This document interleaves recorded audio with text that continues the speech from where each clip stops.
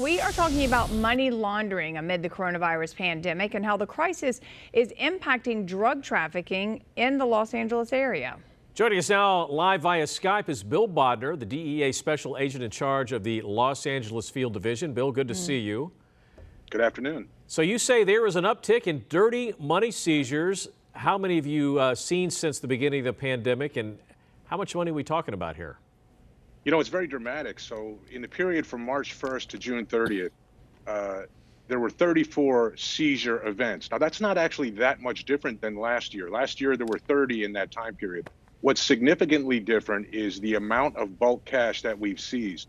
$21 million during that period this year as compared to $9 million last year during that same period. So as you can see, there's a glut of drug money just sitting in Los Angeles right now. So why the difference between 9 and 21, in your opinion? Yeah, I think what it is, it's 100% COVID related. So for about 10 years now, the Mexican drug cartels have been relying on a scheme to launder money known as trade-based money laundering, or the black market peso exchange. And in order to function, this scheme requires business and commerce. With non-essential businesses shuttered, specifically in our garment district or fashion district part of LA, that has had a dramatic effect on the cartel's ability to launder money. Normally every day, several $100,000 would go into those businesses as part of a money laundering scheme.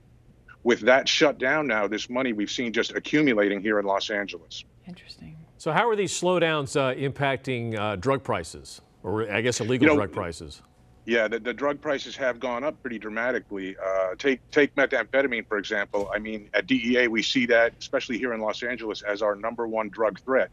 Last fall, you could buy a pound of methamphetamine wholesale for $850, $1,000. Now the price is well up over $2,000, and I've seen it as high as almost $3,000 in some cases here. We're attributing that to a couple things. Number one, the border has been tightened up to non-essential traffic. And second is just the inability probably of the Mexican cartels to get the chemicals needed to make these drugs out of China. That's where a lot of the precursor chemicals to make methamphetamine and fentanyl come from. And just with the same effects that every business is seeing from COVID with supply chain, they're experiencing some of those same difficulties.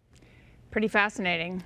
Yeah, how many arrests have been made over this pandemic period?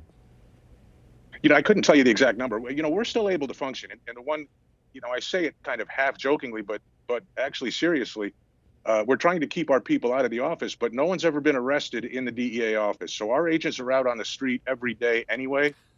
So it's easier for us to keep social distance, et cetera, than it is for a lot of other businesses. We're able to still function. We're able to still enforce the law and to get the drugs off the street. All right, Bill Bodner, we appreciate it, from the DEA's office, special agent in charge. Be safe out there. Thank you. Thank you. That's a lot of cash. Yes. Ooh.